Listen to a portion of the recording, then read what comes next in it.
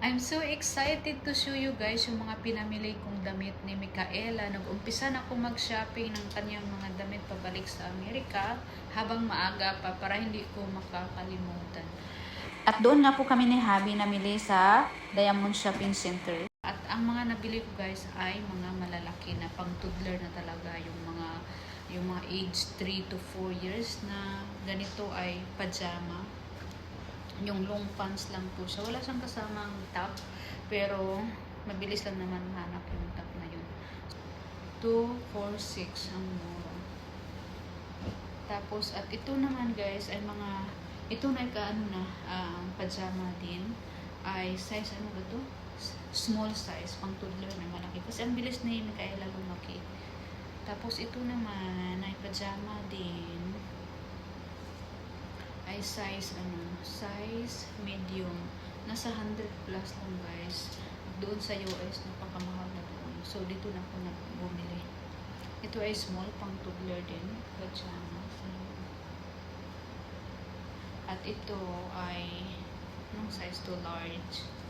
Ito, by pair lang talaga ang binibili ko for her. Tapos ito Paris na dito sa US kasi guys, lalo sa mga thrift store, bumibili ako doon ng buy one talaga yung presyo doon. Ito ang cute din. Ito ay ano na to, kasi ito kay Micaela ngayon. Ito, tatlo ay parang 175 lang ata yung tatlo na ito.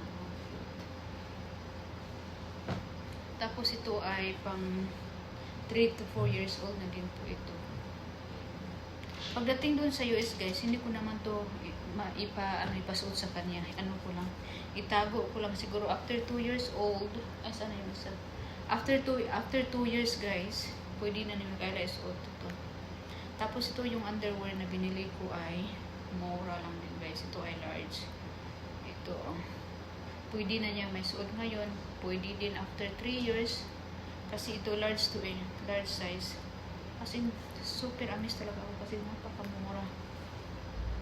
Ito, 12 piraso. Tapos ito nabili ko ay by pair din ito. Ilang piraso ito? Tatlo. Tapos mura, nasa 100 plus lang din guys.